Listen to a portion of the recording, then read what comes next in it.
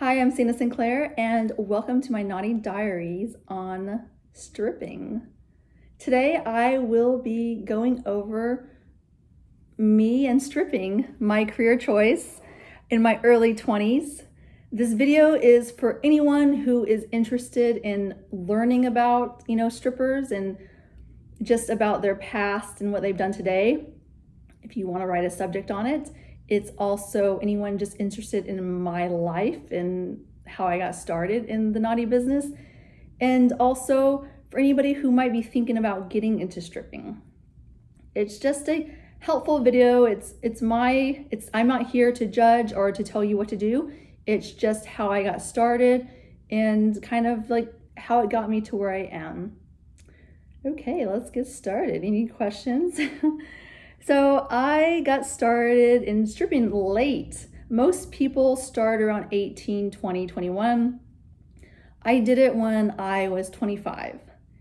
And again, nobody grows up wanting to be a stripper. I mean, maybe nowadays they do because there's these amazing pole dancers and it's kind of, different than being a stripper. It's more, of an art.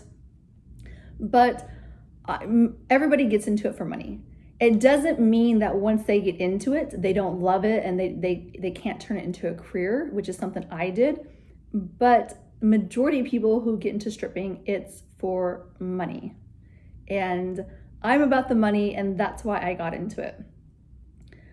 I went to college. I did everything that, I thought I was supposed to do. I went to London where I had an internship for my master's. I was actually about to go to Columbia, South Carolina to get my master's in international business, but I first had to study abroad in London, and my language is French. I went to London and I decided, I did not want to work the 9-to-5 job. I did not want to be $100,000 in debt. This was not the life for me. So I finished my internship in London, went back to the United States, and decided that I was not going to get my master's after I had spent my whole life planning for it. But you don't realize really what you want until later. So I ended up, after I came back from the United States, I ended up moving to DC. And I was living there, and it was a lot more expensive than where I had come from in Charleston. The cost of living was a lot more expensive. And I worked in this really cute, trendy, hip bar where I was making good money, but it wasn't good enough to be able to afford to live in DC. Let's be honest, it's very expensive. Well, not more expensive than LA, but it was more expensive than Charleston. And it's funny because I kept going to more expensive cities after that. So I was working at a bar, and the girls and we would always joke about, like, if we ran a brothel, just girl talk, no more girl talk, running brothels.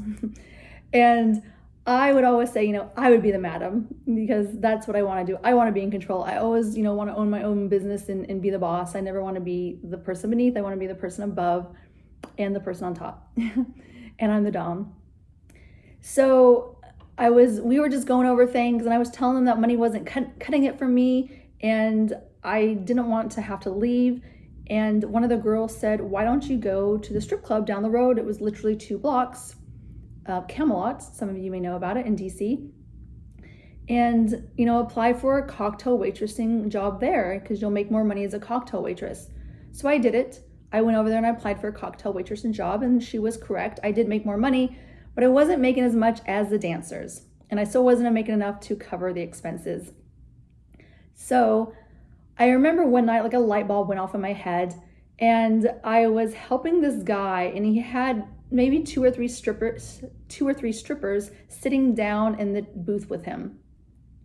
And I was serving him his drinks all night, and the girls were just sitting there talking. Just because you work at a strip club doesn't mean you spend your time with your clothes off all the time. There's a trick to learning not to strip and still make money, which I did very well. And the girls are just sitting, and he goes to give me a tip, and he gave me $20. And he gave all the strippers $100 each. And I get it, it was their time, it was their song, but I would just remember thinking, wow, they made $100 just to sit there and talk to him. And I've been talking to him and going back and getting everyone's drinks and working a lot harder. and I got $20. Okay, I've been here for a month. I need to start stripping. So I went to the boss, and I'm sure the boss was thinking, we knew you would strip, because they said to me, we all had a bet on you. We all bet that you would strip. And I can't remember who won, like how long it would take, but it was 1 month for me. I think some people thought I was going to start within a week, but it took me a month. And it was more building up the courage, because it's one of those things that it's just not thought about. You're not supposed to do it. It's wrong to do it. But it's getting over that mental mindset of like, who the fuck cares about what's wrong? And that's kind of how I was spending the first half of my 20s, especially with college, was learning not to, like, society tells you life is supposed to be this way, but trying to get over that hump and going, it's okay not to follow society's rules that are set for me. I don't have to do this, I don't have to be this way. So in college, I had a struggle with my career. I wanted to be seen as smart.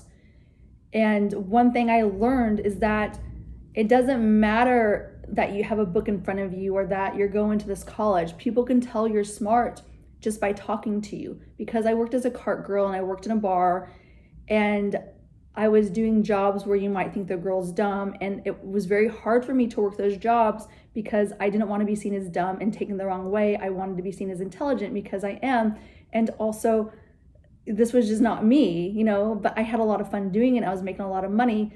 But when I would talk to these men and women, I realized that even though I was dressed skimpy, people still took me seriously, still respected me, and still thought I was intelligent and smart.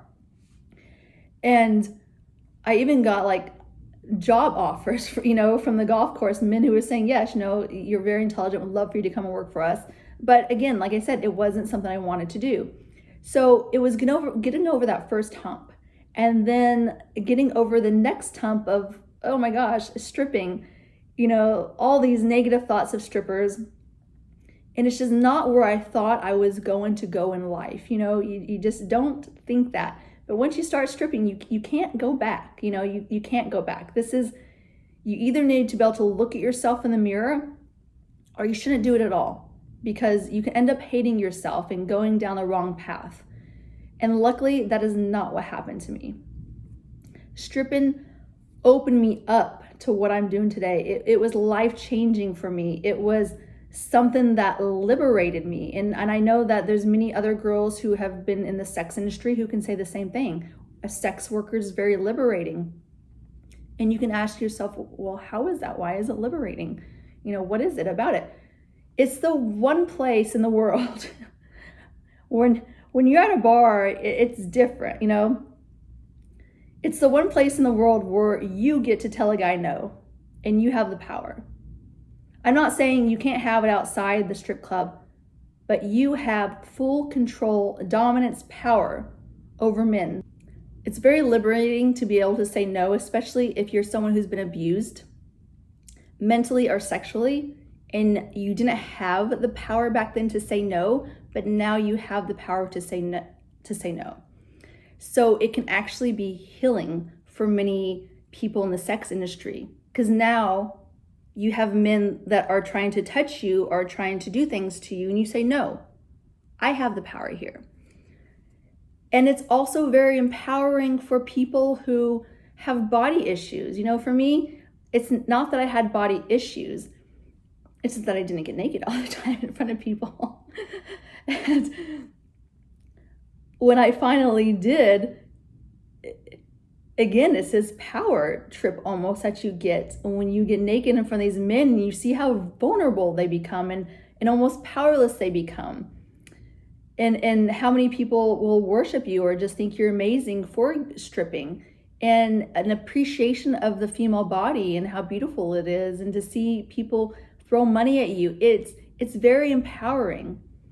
And it really helped me with my self-confidence. Again, I'm not saying I had low self-confidence, but it helped the great self-confidence I already had go even further up.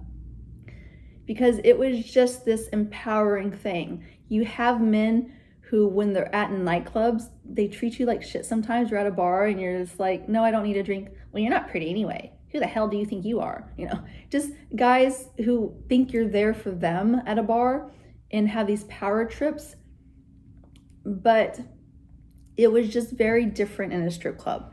And for me, you can say or think whatever you want. This is my story and I'm telling it. There might be people who worked in a strip club and say, I didn't feel that way at all. It was not empowering for me. It brought me down. That's your story. And, I'm sorry that happened. Or you could be a guy or a girl watching this and judging me and going, that's disgusting. I can't believe you would ever do that. And that's perfectly fine if you feel that way. I have no bad feelings towards you or anything. The thing is it's my story and I'm telling it how I want to tell it. And this is how it made me feel. I don't care what you think because this is my life, not your life. I'm living my life. You're not living my life. You're living your life the way that you want to live it, hopefully. If you're not, I hope that you can. But the story I'm telling you is how I feel. So if you say, no, that's not the way I see it or the way it was for me, then that's fine. But this is my story. But I just felt very empowered, and also it gave me great self-confidence to be the stripper. But also it helped me with the way that I carry myself. It helped me with the way that I talk to people, with the way that I am. It helped me with feeling more sexy. It helped me with feeling more naughty. It helped me in the way that I dress, in the way that I express myself. I mean, I can go on and on. It can help me in the way that I dance. As a stripper, they always say you have to be able to dance to any song. And I will tell you right now, I can dance to any song. And I'm not saying I dance like a stripper. That was one thing I never did when I was stripping. I never danced on the pole because I just did not. The pole dancing is totally different than it was 15, 20 years ago. I'm not saying there weren't amazing pole dancers. It was just very far and few. So I was someone who didn't like to get on stage because I wasn't going to get up on stage in front of everyone for a few dollars, for people to throw money at me. I didn't really like that. And again, you have to there's different strippers I learned. There's strippers who only want to do floor dances, and that's fine because they like to just hop from guy to guy and make quick money, and I get that. There's girls who love the stage and work the stage and they own the stage and they make a shitload of money, and bravo to them. That was not me. I was a VIP girl, meaning I only worked VIP rooms because that was what I was good at and how I would make a lot of money. I didn't like being on the stage. And it showed because I just was like, get me the hell off of this thing. So I always paid the DJ $100 for the night not to put me on stage. I didn't do lap dances out in front of because I didn't like that I would take off my clothes and everyone else could get a free show. Again, my personal choice. Other people who are strippers don't care. But I was more of the exclusive girl. The girl that would sit at the bar and wear like just a normal outfit, but sexy. Maybe a dress with lingerie underneath it, and guys would come up to me and ask me, are you a stripper? Like, do you work here? Because you're just sitting here. And it made them want me more. And I'd say, yes, I am. I would never offer them a dance. If they would even say, can I get a lap dance? I said, I don't do lap dances. I only do VIP rooms. And a lot of them would walk away, but I promise you, 90% of them could not stop looking at me, and they would come back to me and say, let's go to the back room. And I never did bachelor parties because the thing about bachelor parties, I find them obnoxious. But whenever the bachelor leaves, everybody else leaves. So you lose your money. I always went after the older single guy because that was who liked me. I didn't go after the young guy, the party guy who was in there. Just giving you some tips. I would always go after the older single guy because I liked men by themselves, because that meant if their friend was leaving, they weren't leaving. And also they spend more time with you. So 1 hour would turn into 2 hours. So I would easily make, I mean, I'm not going to tell you how much I made. This is not what this is about, but I made a lot of money. It allowed me to travel and to live the lifestyle that I wanted to live. But that was just my career on stripping, like how I got into it. I actually only did it for a year. I know I have like all these like tips and tricks, maybe a year and a half at the most. But I worked in Camelot for 2 months, and then people told me that you can make way more money in New York City, because at the time I was making good money, but not the money I was making in New York City. They're like, you are a New York girl, you need to go to New York, you'll make a way more money. And boy, were they right. I was on the Howard Stern show. Howard Stern used to come in all the time and, have fun. Actually, he wasn't the one who would get dances. He would bring his friends in and he would get everyone else dances, and he would kind of just sit there and watch and make sure he was like the good host. So I never actually danced for Howard, but went on his show and it was fun. He's not this one guy that you see on TV. He's actually the opposite, but he portrays that guy because that's what people want to see. But it was just a really good time. I learned a lot about myself. And then after New York, I went to Vegas because I wanted to try out that crowd. I loved the Vegas crowd, but I also loved the New York crowd. Totally different crowds. New York is very, guys come in suits. Very, it's not as crowded. It's not a lot of girls.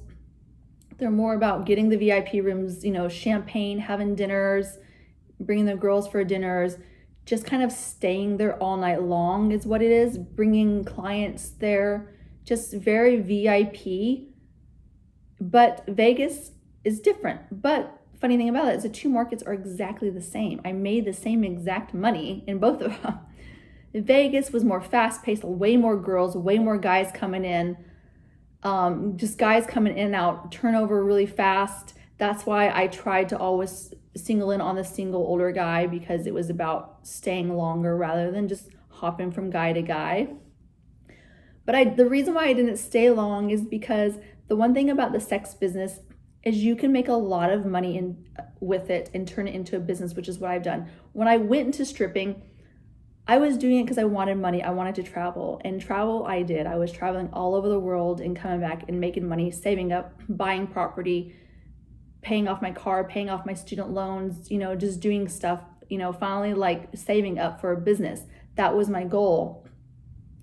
But I didn't want to do it long term because they allowed smoking, and you're smoking too. It was all day, all night on your feet. It was, you go in at 9 o'clock shift to 2 or 3 a.m. It was standing a lot. That's why I said you'd find me at the bar. And if you wanted VIP, you got to take me VIP. I wasn't going to go and stand all night long.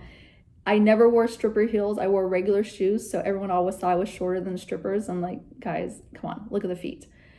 I always wore very sexy lingerie. I never wore the stripper outfits. Again, there's nothing wrong with that. I'm just saying I had a niche. I had like a very specific look and image that I wanted to portray when I worked.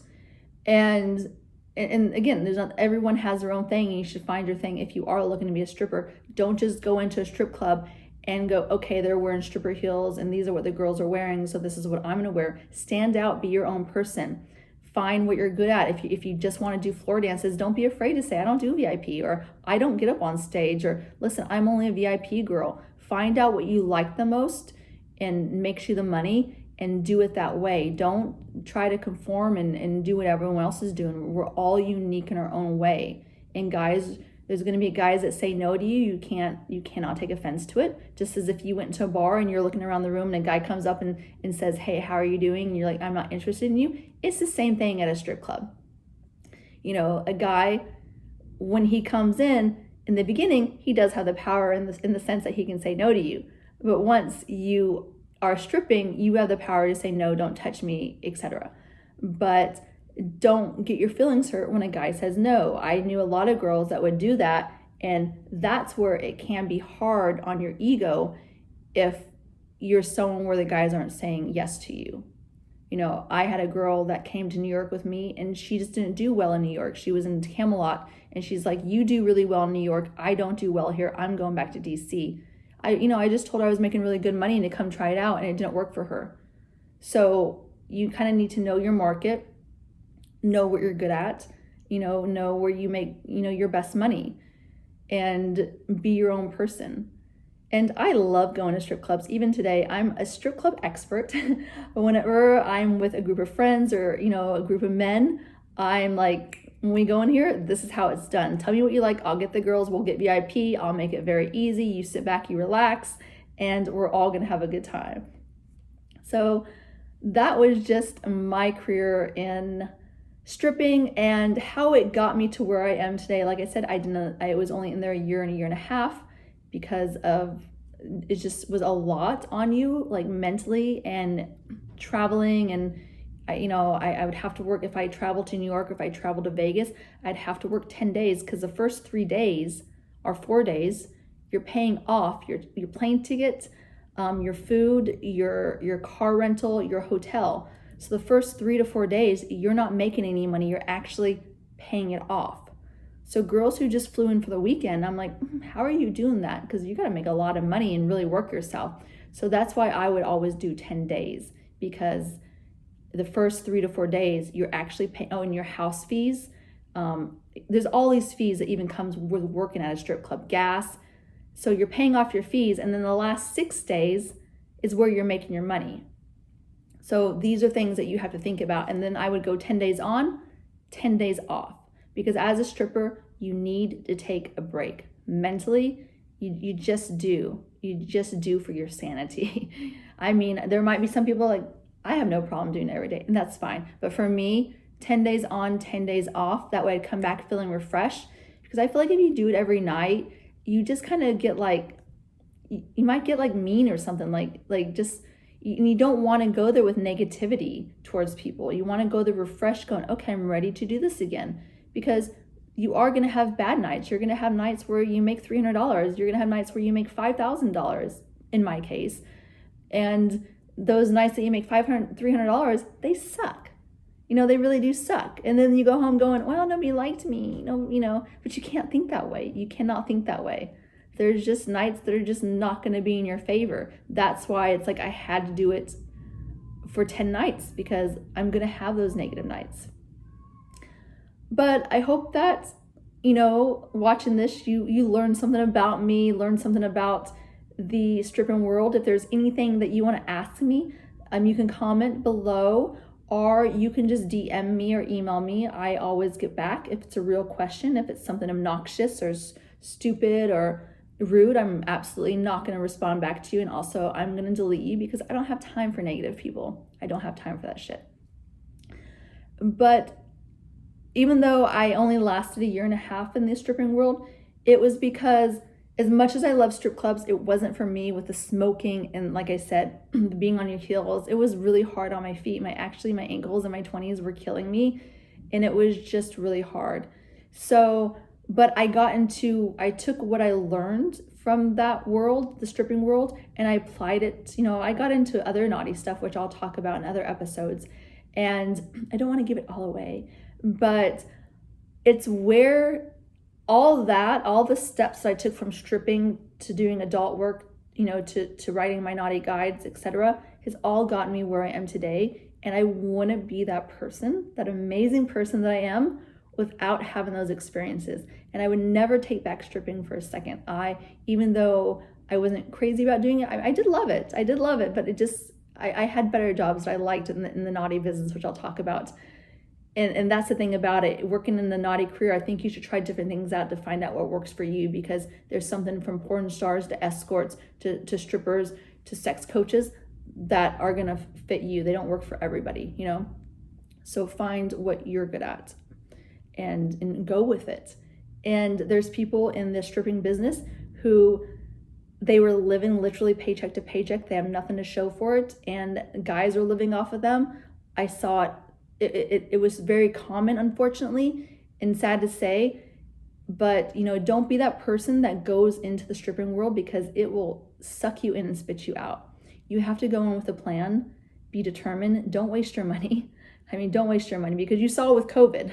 I'm so glad I wasn't stripping during COVID, but you saw that any moment it could be taken away, and these strippers who had been making a lot of money all of a sudden aren't making the money anymore. So you always need some type of savings. Don't, just because you're making $30,000, $50,000 a month, don't just go and below it. Save it, because at any moment something can happen to you and you can't strip anymore, but be smart with it. For me, I saw that this naughty world with stripping, I could turn it into a business. And that's exactly what I did. I turned this my naughty business from stripping into what it is today. And I've made a lot of money off of it. People always ask me, how did you get where you are today? How did you make your money? Well, by doing these little videos, I'll be sharing with you. And when I was stripping, I promise you, I wasn't spending it. I was making a lot of money. And I had a Hyundai Santa Fe. I didn't go and buy a brand new car. I, bought furniture from IKEA. I was not shopping at Gucci or any of those places. I was still shopping at BB, in smaller stores. I wasn't really a name brand person in my 20s. I was saving my money. I bought a place in Vegas that I invested in. I was using my money to travel because traveling was more important to me than clothes and other stuff. I had a huge savings that I was just putting away. And that's how you can be smart with it. And that's how I continue to be smart with my money today. And I have the things I have. And remember, this is in my 25, I'm 43 now. So this is a lot of years of saving. And when people say, how do you have all you have from what you do? It's like, but you don't know my whole story. Like when I say that I worked my ass off, I literally worked my ass off. Stripping, get it? Working my booty. But I have saved. I haven't spent. Let someone else spend on you. If you're a girl in the stripping world, there are people out there in the escorting world, in sugar daddies, in porn stars. There's other people that will spend money on you. Save your money and let somebody else buy you that stuff. Let someone else buy you the Gucci purse and the Jimmy Choo shoes. You don't need to spend your own money. But I hope you had a good time listening to my story. Just kind of rambling, going on, and just telling you about that one time in my life that I was a stripper. Some people know this about me, others don't. But I just kind of wanted to share it with you. And I hope you enjoyed it and hope you learned something. Again, if you have any questions or want to know more about stripping because you're interested in getting into it, or you're writing a paper on it and just want to talk to me, as long as it's polite and it's nothing negative, I will be more than happy to talk to you guys. Bye, guys.